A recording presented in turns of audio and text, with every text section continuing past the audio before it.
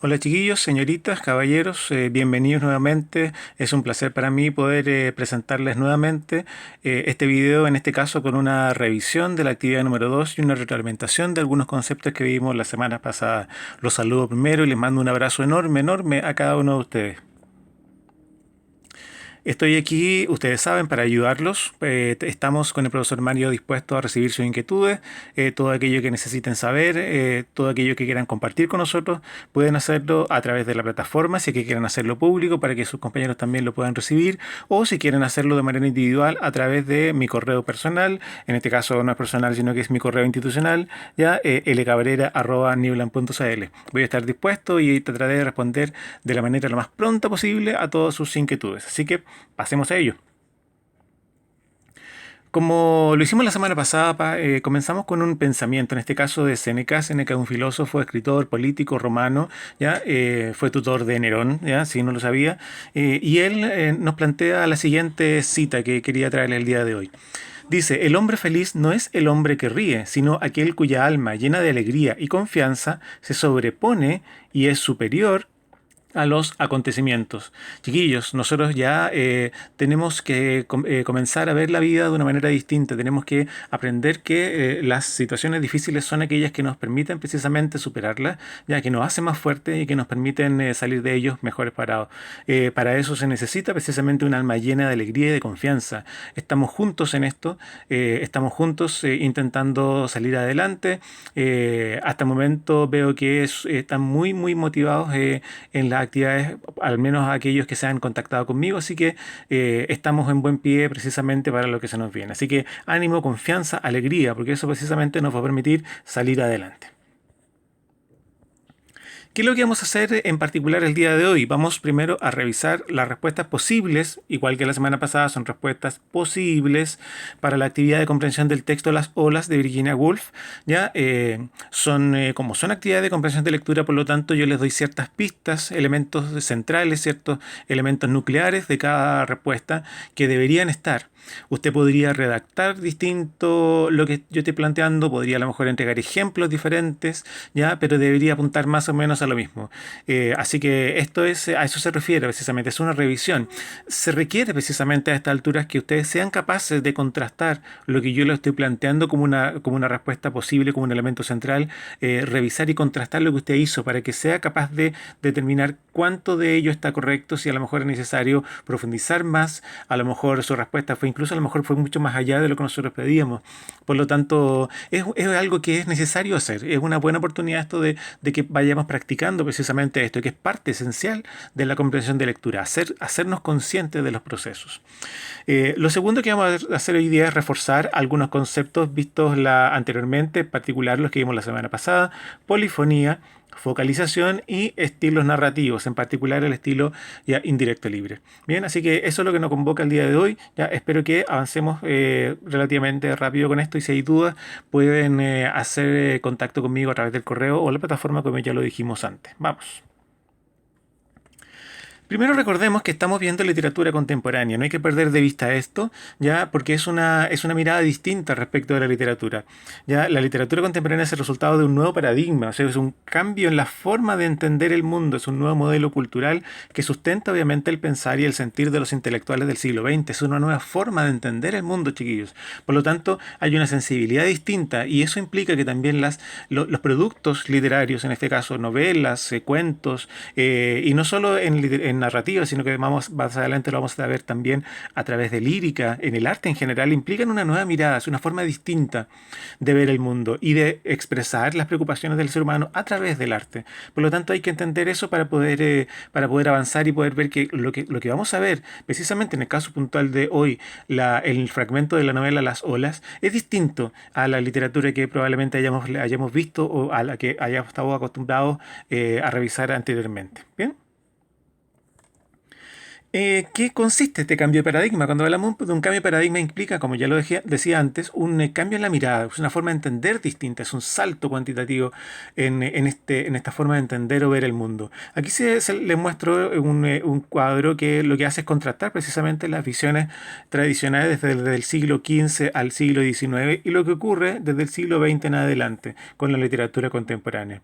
Ya podemos ver precisamente que cuando hablamos de la objetividad, ¿cierto? En la literatura tradicional la objetividad juega un rol preponderante, es importante que haya objetividad en las historias que se cuentan.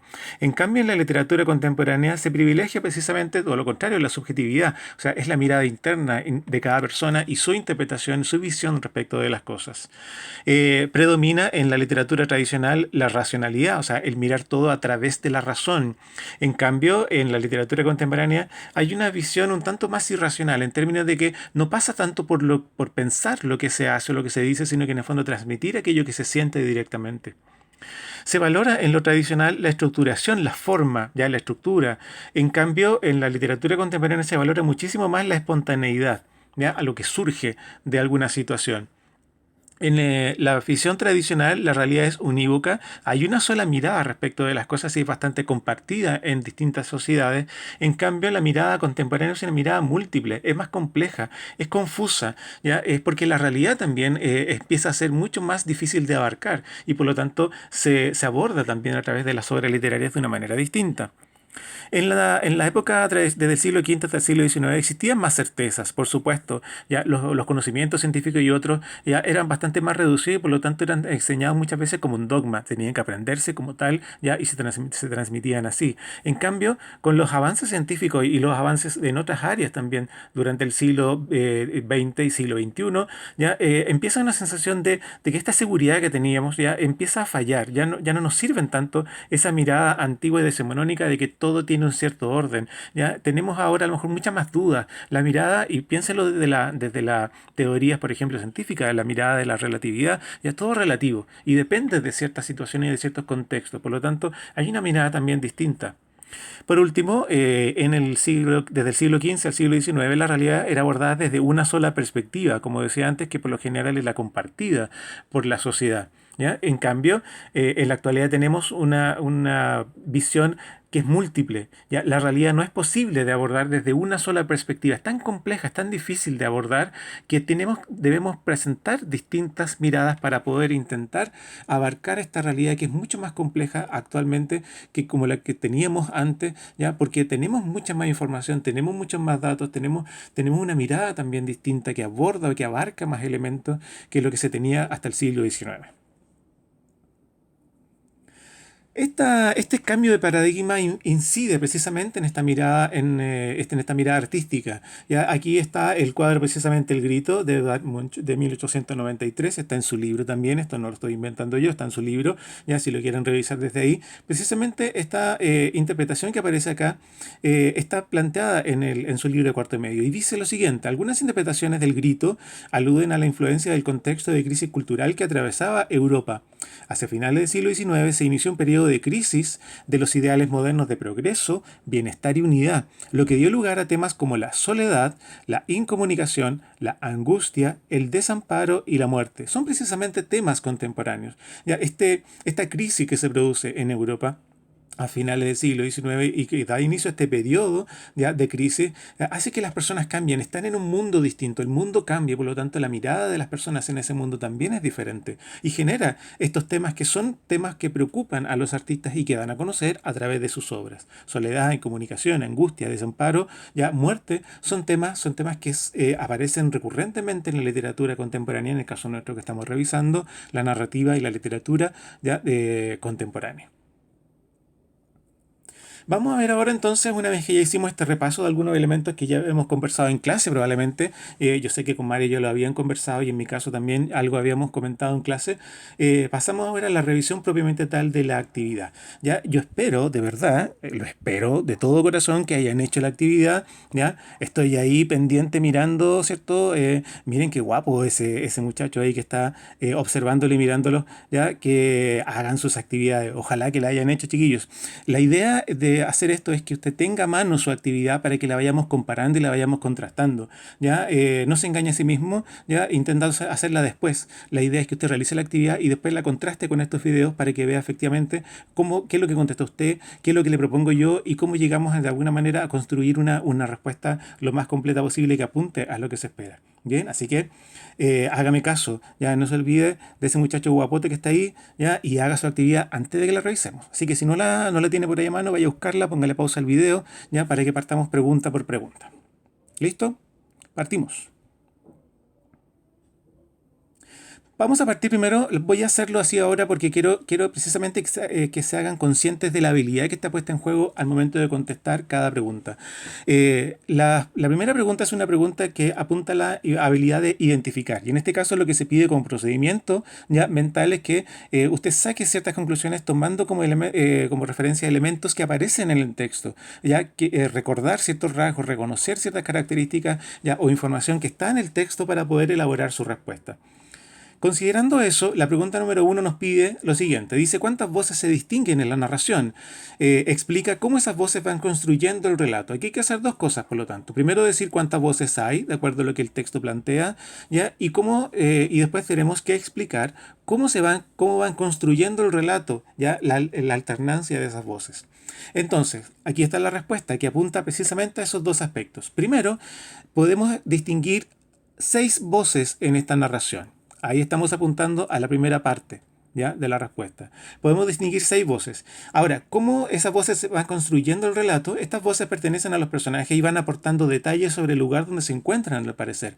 Lo que cada uno va diciendo, ¿ya? Va haciendo referencia precisamente al lugar en el que se encuentran. Y a partir de la suma de esas apreciaciones, o sea, de lo que cada uno va viendo, el lector, nosotros, podemos hacernos una idea del espacio y de lo que va ocurriendo entre estos 6 niños o adolescentes. No podría saber con exactitud si son niños o adolescentes, no tenemos muchos más datos, pero no son adultos, ¿ya? Pero tampoco son niños tan pequeños, ya son niños que están cerca de la adolescencia o son derechamente adolescentes. Pareciera que están en una especie de colegio.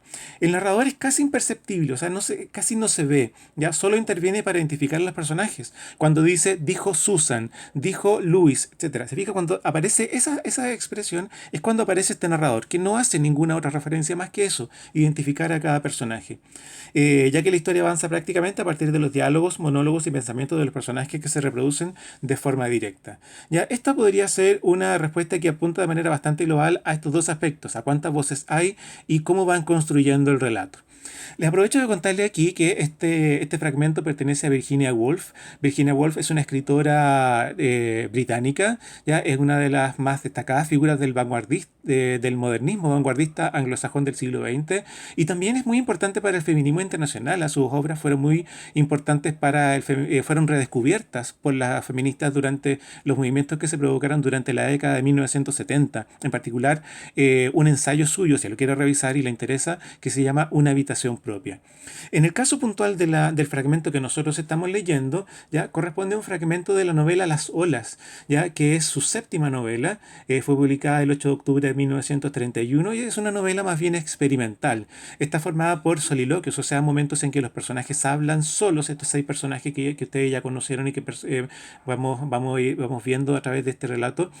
Y pareciera, podría interpretarse que este nombre, Las olas, precisamente, se refiere a que estos monólogos van abarcando la vida de estos personajes, cada uno va hablando, ¿ya? Y pareciera que la forma en que ellos van hablando, lo que van reflexionando cada uno de ellos, va generando esta especie de atmósfera en que pareciera que son olas en que van entregando cierta información y que forman parte de un todo. Pareciera que este flujo de conciencia de estos personajes, lo que ellos van diciendo, lo que van contándonos desde su perspectiva particular, es una especie de corriente inconsciente de lo que está dentro de sus mentes y que nosotros vamos conociendo por partes. Y por eso pareciera que se produce esta especie como de oleaje, vamos conociendo más o menos información desde cada una de sus perspectivas y esto genera esta sensación de que la información viene como si fuesen olas. Bien, esa es la interpretación más común respecto de esta estructura que tiene, que es una estructura también bastante cercana a lo poético, si se dieron cuenta. Ya tiene muchos elementos poéticos en la forma en que se relata. Así que hay que tener eso en cuenta porque es una novela distinta. Bien, acuérdense de esta mirada también y este cambio de paradigma del que estamos hablando. Las olas es una novela contemporánea precisamente porque también plantea esta mirada distinta respecto de estos personajes ya que van construyendo, que estos niños o adolescentes que están viviendo en este lugar y que nos muestran de alguna manera inconscientemente lo que está sucediendo en este mundo a través de estas intervenciones. Bien, pasamos a la pregunta número 2. Aquí en las siguientes preguntas usted tiene que poner en juego lo que se denomina la habilidad, perdón, de inferir, de hacer inferencia. En este caso usted tiene que utilizar la información de la que dispone para procesarla y aplicarla de cierta manera. De alguna manera es equivalente a sacar conclusiones o razonar a partir de la información que se le presente, ¿ya? Y en base a eso usted tiene que contestar lo que se le pide. En la pregunta número 2 se pide lo siguiente: ¿qué evidencias textuales ya permiten inferir precisamente que los personajes son niños? Ya no lo sabemos directamente, pero de acuerdo a los datos que se nos presentan, podríamos inferir o sacar una conclusión de que ellos son niños, que no son adultos, sino que son niños o adolescentes.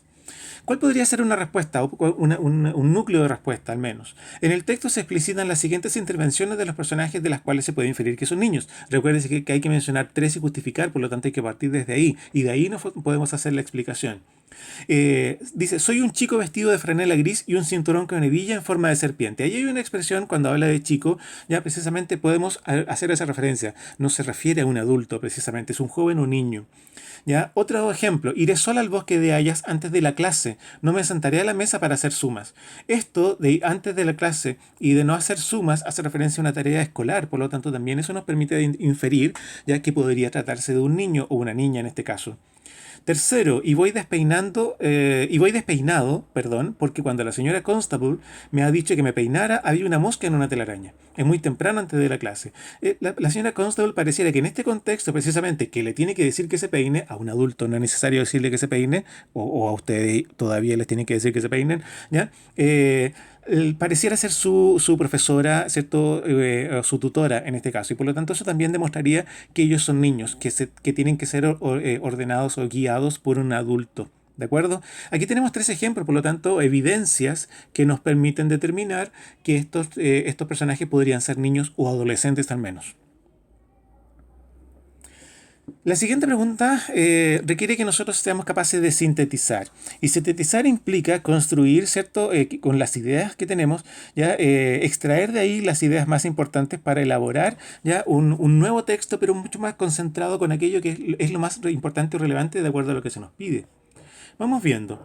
En este caso, la pregunta número 3 nos dice, resume el texto leído en no más de 10 líneas. Es eso, ya tenemos que eliminar todos los detalles y quedarnos solo con lo central, de qué trata este texto. ¿Ya? Y eso es lo que tenemos que responder en no más de 10 líneas. Usted podría haberlo redactado, insisto en esto, de una manera distinta, pero hay ciertos elementos mínimos que deberían estar en su resumen. ¿De qué se trata este texto? En el texto se presentan el diálogo y los pensamientos de 6 personajes y las situaciones de angustia que viven, inmersos en un paisaje natural, pero cercano a edificaciones. Al parecer, ¿cierto? Se menciona una casa, escuela o internado que podría ser o inferir, de acuerdo a lo que se dice, que permiten inferir una relación social de dependencia, puesto que son niños o adolescentes respecto de adultos. Aparece la señora Constable que mencionábamos antes. A través de las visiones de los personajes es posible reconstruir la situación de extrema soledad de Luis y la desilusión amorosa de Susan, que es por lo menos los elementos centrales en los que, los que se centra, perdón, en los que hace referencia este fragmento que acabamos de leer. Por una parte, Luis, que está solo y que intenta pareciera estar en este rodeado de esta naturaleza y para ser parte de ella, y que todo eso se ve destruido cuando aparece esta otra niña que le da el beso. ¿Se fija? Ya pareciera que está en esta extrema soledad y pareciera querer estar allí solo, ¿ya? Y por eso se rompe eso cuando llega esta niña. Y por otro lado es la desilusión amorosa de Susan, que al observar esto, al ver que Ginny se acerca a Luis y lo besa, ya ella se siente desilusionada. Estos son elementos centrales. Los otros podrían ser detalles que pueden perfectamente eliminarse y que digamos, no alteran esta idea central, este diálogo que se produce entre ellos, que nos permite conocer que son niños, que están en la naturaleza, que parecen estar en un colegio cerca de la naturaleza, ¿ya? Y que están pasando por un proceso particular, ¿ya? En el caso de dos de ellos, ya uno pareciera quiere sentirse solo y se ve interrumpido, y la otra niña en el fondo sufre una desilusión amorosa. Insisto en esto, si usted redactó de manera distinta, comparta conmigo su respuesta, la podemos conversar y lo podemos analizar, pueden surgir cosas, a lo mejor resúmenes bien interesantes. Ya le agradezco en particular a Antonio Ryan que compartió su respuesta conmigo, ya a propósito de esto. Es bueno intercambiar ideas respecto de esto y construir a lo mejor una respuesta, o a lo mejor incluso mucho más completa de la que yo les presento. Insisto, solo le muestro lo central. Usted compare y determine si a lo mejor usted ha agregado elementos adicionales o tiene el centro de lo que yo le estoy mencionando.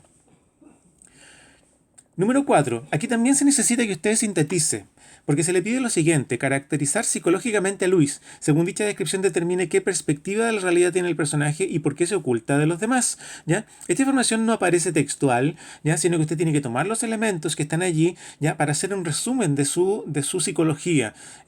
Luis, podríamos decir en este caso, por lo tanto, es quien tiene la visión más atormentada de la realidad. ¿Ya? Su forma de describir lo que está a su alrededor, parece que nos muestra precisamente que él está un poco atormentado y quiere estar solo. Ve sombras, animales presos, ¿cierto? Que patean y que están encadenados. Se ve solo a sí mismo en el medio del bosque cuando dice incluso ya que se transforma en un tallo, es parte de la naturaleza. Él llega a ser un tallo, algo casi inanimado, y se siente amenazado por sí mismo, ¿ya? Por lo tanto, la psicología de él se muestra bastante clara, aunque es un fragmento breve, pero se muestra bastante clara en este sentido respecto de la forma en que hace esta descripción. Aquí teníamos, por lo tanto, que tomar elementos de los que él menciona y resumir o sintetizar cuál es esta característica psicológica que lo describe a él de manera más completa. Bien, estas podrían ser sus características más relevantes desde el punto de vista psicológico. Bien. Para la siguiente pregunta se nos requiere que interpretemos. Interpretar implica de alguna manera traducir un cierto sentido, ya de acuerdo a lo que nosotros hemos comprendido, obviamente basándonos en el texto. No podemos interpretar lo que a nosotros se nos ocurra porque sí. Ya nuestras interpretaciones están basadas en lo que el texto plantea, en las evidencias que el texto plantea. Ya, por lo tanto hay que tener en consideración eso. ¿Es cierto que podemos llegar a interpretaciones distintas? Por supuesto que sí. Pero toda interpretación que hagamos, por más que ustedes hayan comprendido o hayan enfocado de una manera distinta a la mía, hay ciertos elementos que están evidenciados en el texto y que nos permiten afirmar o asegurar ciertas cosas mínimas. Y de ahí ya podemos construir elementos más bien personales. La pregunta número 5 nos pide lo siguiente: ¿cómo se relaciona la naturaleza con las emociones de los personajes? ¿Ya? Entonces, aquí hay que conectar dos cosas: la naturaleza con las emociones de los personajes. Y hay que dar un ejemplo, en este caso explicándolo, por supuesto. Aquí yo les puse el siguiente ejemplo, usted podría haber puesto otro, ¿ya? Pero primero pongo el ejemplo. La luz va y viene, hay angustia, las raíces forman un esqueleto en la tierra, con hojas muertas amontonadas en los rincones. Susan ha derramado su angustia. El pañuelo yace en las raíces de las hayas, y Susan solloza y se sienta, desmoronada, allí donde ha caído. Ya, esta es una visión de Bernard cuando va a buscar a Susan hacia el final. Bien, está describiendo lo que ve. Entonces, en este caso, ¿qué podemos decir? ¿Cómo se conecta la naturaleza con las emociones de los personajes? En este caso de Bernard, en este fragmento, aquí, por lo menos, se aprecia cómo la angustia que siente el personaje tiene un correlato, está relacionado directamente, se corresponde directamente con lo tenebroso, perdón, de la naturaleza que lo rodea. O sea, él se da cuenta de que él se está sintiendo mal porque pareciera que él está interesado en Susan. Y el sufrimiento de Susan también es sufrimiento de él. Entonces, a medida que él va acercándose y va viendo la situación en la que está Susan, la naturaleza la va interpretando también de esa manera, de una manera más oscura, ¿ya? De una manera más angustiada, porque obviamente refleja en eso la angustia que siente Susan y que probablemente siente él y comparte ya él, Bernard, cuando se acerca a ella.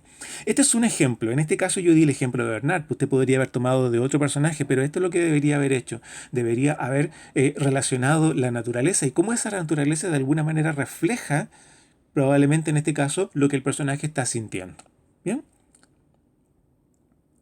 La pregunta número 6 también requiere que interprete. En este caso se le pide una frase en particular. Se le pide que interprete en el contexto esta afirmación. Hay un personaje que dice: mi cabello es de hojas, estoy enraizado en el centro de la tierra, mi cuerpo es un tallo. Es precisamente Luis quien lo dice, ¿cierto? Podía volver ahí y volver a releerlo para ver en el contexto precisamente qué es lo que está ocurriendo. ¿Ya? Y en ese contexto, él ha quedado solo después del desayuno, ¿ya? Por lo que él menciona, y dice él que se siente tan solo, eso es lo que podríamos interpretar, se siente tan solo que llega a mimetizarse o a incluso transformarse en parte del paisaje y se transforma ya en el paisaje, porque en el fondo al mirar y observar se siente tan solo, ¿cierto? Y dejado de lado que casi deja su humanidad y se transforma ya en este arbusto por el que está rodeado. Eso podríamos interpretar y tiene sentido si pensamos efectivamente en cómo él se está sintiendo. Se está sintiendo solo porque lo han dejado solo en ese momento. ¿Bien? Es una interpretación que podríamos hacer. Y en particular, obviamente, es Luis. Había que centrarse en él. Las siguientes preguntas requieren de la habilidad de evaluación. Lo que usted tiene que hacer aquí es juzgar el valor de algo con un propósito determinado, o sea, emitir un juicio de valor dependiendo de ciertos criterios que se le pueden dar en la respuesta. La pregunta número 7 dice, ¿de qué manera se dan a conocer las acciones de los personajes? ¿Qué efecto produce esto en el lector? Las acciones se dan a conocer a través de la narración que otros personajes hacen de estas. ¿Ya? O sea, los personajes van relatando su pensamiento, ¿ya? O lo que otros personajes están haciendo. Esto ubica al lector en una posición de posible observador directo de todo lo ocurrido. Ya dijimos que hay una especie de narrador, pero muy básico, ¿cierto? Que es el que nos presenta a cada personaje, ¿no? El que dice, dijo Juan, dijo Luis, dijo Bernard, dijo Rhodes, etcétera. Pero no aparece nada más. Los que narran precisamente situaciones son los mismos personajes presentados por este otro narrador. Entonces pareciera que nosotros se nos ponen en el plan de observar lo que ellos están mirando. Bien, y esa es la forma en que se dan a conocer las acciones de los personajes, a través de lo que ellos mismos van diciendo. ¿Perfecto? Número 8. En la narración es posible identificar numerosas figuras literarias, metáforas, comparaciones, personificaciones, entre otras que podríamos identificar. La pregunta es la siguiente, y también es parte de la interpretación, de la evaluación, por lo tanto usted tiene que emitir un juicio en este caso. ¿Qué cree usted? ¿Ya? ¿Por qué cree usted que predominan las imágenes poéticas? Y aquí podría llegar también a una respuesta un tanto distinta. ¿Ya? Yo le planteo lo siguiente porque tiene conexión con el sentido del texto, y que es el siguiente. ¿Ya?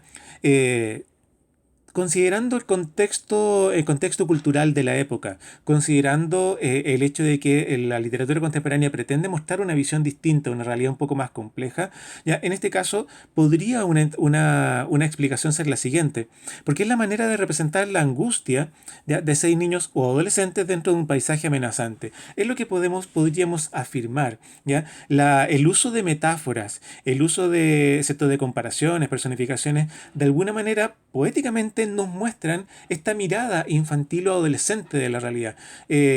Nos muestran precisamente que la forma de entender el mundo de un niño o un adolescente es distinta a lo mejor a la de un adulto. ¿Ya? El sentimiento quizá es diferente y tiene una profundidad distinta. Y a lo mejor estas figuras literarias, este lenguaje poético, le permite al autor tratar de traspasarnos a nosotros también esos sentimientos, esas inquietudes, esa angustia. Esa podría ser una explicación. Puede que usted haya llegado a una respuesta un tanto distinta. Compártala conmigo. ¿Ya? A lo mejor hay algo mucho más interesante de lo que yo planteo aquí que usted puede haber encontrado. Pregunta número 9. También requiere evaluación. ¿Qué propósito tendrá? También es una opinión que usted debe plantear, pero en base a las evidencias del texto. ¿Qué propósito tendrá la incorporación de distintas voces en la narración? Y aquí tiene que fundamentar. ¿Ya? En este caso, yo planteo como mínimo un elemento central. Usted puede agregar, ¿cierto? O podría haber incluido otros elementos. ¿Cuál será el propósito de incluir distintas voces? También en relación con lo que ya vimos antes. Obviamente, dar una visión más completa de lo sucedido y multiplicar así las posibilidades de la realidad. Sabemos desde el contexto contemporáneo que la realidad no es unívoca, no hay una sola interpretación. Por lo tanto, aquí el hecho de que se nos muestren varios puntos de vista, ¿ya? Desde cada personaje, nos da una mirada distinta respecto de la situación, lo que ellos están viviendo, ¿ya? Desde cada una de sus propias miradas. Y eso nos da una visión un poco más completa, ¿ya? Ese podría ser un propósito desde lo que tiene sentido para nosotros, desde la literatura contemporánea y esta mirada nueva. Bien, las últimas preguntas tienen relación con aplicar contenidos de los que vimos anteriormente. La pregunta número 10 precisamente nos pedía que analizáramos el foco. ¿Cuál es la focalización que se distingue en este relato? Les recuerdo que la focalización, ¿ya? Y está en la presentación anterior y está en su libro también, puede ser de tres tipos. Focalización cero, que corresponde al narrador omnisciente, ¿ya? Que no se restringe en su forma y en la cantidad de información que nos entrega, que es la mirada más tradicional hasta el siglo XIX. La focalización interna, que es cuando el narrador se sitúa dentro de la historia y que pueden ser en este caso o el protagonista contando su propia historia o un testigo de los hechos que participa de los hechos que cuenta su perspectiva respecto de lo que sucede. En ambos casos están narrando desde adentro, es una focalización interna. Y la tercera posibilidad es que haya una focalización externa, que en este caso consiste en el narrador objetivo u observador, que solo nos puede presentar de manera externa lo que él está viendo, escuchando, lo que los personajes están haciendo, ya sin conocer lo que sucede más allá. Por eso se llama precisamente una visión externa, porque no entrega más datos, solo nos muestra lo que los personajes están haciendo. Puede volver a la presentación anterior y ahí hay más ejemplos si los quiere revisar. Esos son los tres tipos de focalización: cero, interna o externa. ¿Cuál se da? En este caso, en el caso del relato que acabamos de leer, si se consideran los personajes, y aquí hay que asumir como dos perspectivas, dos puntos de vista. Si se consideran los personajes como narradores, pues ya dijimos que los personajes van narrando lo que ellos están viviendo, lo que están viendo. Si los consideramos los personajes como narradores, entonces hay una focalización externa e interna, ¿ya? Porque de alguna manera los personajes corresponderían a esta focalización interna. Cada uno de ellos relata internamente lo que está viviendo desde dentro, desde su interioridad, pero también si se considera este narrador básico, este narrador que los identifica, dijo Luis, dijo Ginny, ya ese narrador, si se considera desde esa perspectiva, entonces la focalización es externa, porque ese narrador no puede saber lo que los personajes dicen, sino que él simplemente los presenta y deja que el personaje hable, ¿ya? Por eso se utiliza el estilo directo, porque se presenta precisamente lo que los personajes dicen con sus propias palabras, con su propia forma de pensar, se está traspasando lo que ellos están diciendo. Pero el narrador no necesariamente lo conoce internamente, sino que deja que ellos lo digan. Se transforma cada personaje en ese momento entonces en un narrador en cada momento. Bien, por lo tanto, aquí habría dos: focalización externa al mirar este narrador que simplemente presenta a los personajes, e interna considerando que cada personaje se transforma en un narrador en cada momento. Y lo hacen, por supuesto, desde dentro de la historia, y por eso es focalización interna. Bien, ¿qué significa esto entonces? Que no es necesario que haya un solo punto de vista. Precisamente en un relato pueden haber diferentes perspectivas en diferentes momentos de la historia, chiquillos. Hay momentos en que la historia puede ser mirada desde el punto de vista de los personajes, interna. Puede que a lo mejor en otro momento de la historia sea un narrador externo el que está relatando los hechos de manera objetiva, un narrador observador. O puede que en otros momentos aparezca un narrador, incluso un narrador omnisciente, que conoce que nos va mostrando lo que está dentro del personaje y nos vaya mostrando todo lo que ha ocurrido. Entonces eso se puede suceder en un relato. Piensen, por ejemplo, los que están leyendo Los Cachorros. Deberían haber leído ya Los Cachorros, ¿ya? Y si no lo han leído, léanlo rápido, ¿ya? Los que están leyendo Los Cachorros, o ya lo leyeron, mejor dicho, se darán cuenta de que hay ahí diferentes perspectivas. El relato se muestra desde distintas perspectivas, desde la banda, desde uno de los personajes, desde el grupo, y también a veces hay otro narrador que nos está contando ciertas cosas. Bien, entonces aquí por lo menos hay dos tipos de focalización. Si les quedó duda respecto a esto, pregúntame, chiquillos, ¿ya? No se quede con la duda. ¿Qué estilo narrativo predomina en el fragmento? Y aquí hay que fundamentar con una cita, ¿ya? Recuerde que los estilos narrativos son tres: el estilo directo, que es cuando el narrador deja de hablar para que los personajes hablen, generalmente hay alguna marca, el personaje dijo, dos puntos, y ahí después vienen guiones, ¿ya? O comillas, para indicar que lo que está dentro del personaje, dentro de los guiones o las comillas son palabras del personaje. Está el estilo, indirecto, que es aquel en que el narrador nos cuenta con sus palabras lo que el personaje dijo o pensó, ¿no? Y generalmente está introducido por la conjunción que nos indica precisamente que lo que está después de esa conjunción sería lo que el personaje habría dicho. Y el tercero, que es el estilo indirecto libre, que es el más utilizado por la literatura contemporánea, que es una mezcla entre los anteriores. Hay un narrador que relata algo, pero ese narrador no se distingue, no se separa necesariamente del personaje. Pareciera que el narrador es la conciencia del personaje y no hay una separación tan clara entre cuándo está hablando el narrador, cuándo está hablando el personaje. Pasamos rápidamente de uno a otro sin ningún aviso, ¿ya? Hay ejemplos también que lo vimos aquí la semana pasada, lo puede revisar con más calma. En el caso del texto que acabamos de leer, el estilo que se utiliza es el estilo directo, ¿ya? Precisamente porque predominan el uso de guiones para indicar lo que dijo cada personaje. Lo que está aquí dentro de cada guión, ¿ya? Precisamente es lo que dijo Susan con sus propias palabras. Fíjense que incluso se utiliza la primera persona gramatical. Y aquí está el narrador. Este es el narrador del que hablábamos antes. Ya este narrador, que es un narrador bien básico en este caso, ya es un narrador objetivo, simplemente no sabe más. ¿Ya? Y este narrador simplemente dice esto para presentar el personaje que está hablando en cada caso. En este caso, la que está hablando es Susan, ¿ya? Que es la que dice, he visto como Ginny le besaba. Y estas son palabras textuales de Susan. Por lo tanto, se utiliza predominantemente el estilo directo en este fragmento. Explica cómo se presenta la polifonía en el relato. Para ello justifica con ejemplos. Recuerde que la polifonía consistía precisamente en un recurso contemporáneo que implica que se muestran diferentes puntos de vista, ya tanto del narrador como de los personajes. En este caso hay un solo narrador y varios personajes. Pero precisamente, ¿cómo se presenta la polifonía en este relato? A través de la intervención de los distintos personajes. Ya lo vimos antes. No hay una sola mirada, sino que cada personaje presenta su propia mirada. Y eso nos demuestra precisamente que en este relato hay polifonía, hay varias voces que hablan o que muestran su visión de los hechos. Y aquí tenemos ejemplos. Ya está el ejemplo de lo dicho por Ginny, por ejemplo, lo dicho por Susan. ¿Ya? Cada una de ellas muestra su mirada respecto de la situación que ha ocurrido. ¿Ya? En este caso, la niña Ginny que lo besa y Susan que vio cómo lo besaba y por lo tanto ambas ya en roles distintos están hablando de la misma situación. Ahí hay dos miradas al menos ya sobre esa misma situación. Hay polifonía en este relato, absolutamente. Aquí hay un ejemplo. Muy bien, chiquillos. Este video quizá nos resultó un poquito más extenso que otros, pero la actividad lo requería. Así que les quiero desear simplemente es que esta semana tengan una semana de tranquilidad y de reflexión. Es una semana distinta. No tendremos una actividad de trabajo para esta semana, pero sí voy a estar disponible de lunes a miércoles para que envíen sus inquietudes, dudas, si tienen alguna discrepancia con respecto a lo que he planteado yo, si siente que es posible que interactuemos para poder a lo mejor compartir sus respuestas, como lo hicieron algunos la semana pasada, y ver qué tal está, ¿cierto? Si está bien enfocado, etcétera, o plantearme un punto de vista que yo no vi y que también es válido porque pasó, ya me pasó precisamente en algunos casos, hágalo, ya, bienvenido sea. Contáctese conmigo a través de eslacabrera@newland o a través de la plataforma si que quiere que su comentario sea público. Ya les mando un abrazo enorme, enorme, enorme a cada uno de ustedes. Los extrañamos muchísimo y en mi caso particular echo mucho de menos hacerles clases. Así que estén muy bien, un saludo y un besito para todos. Nos vemos.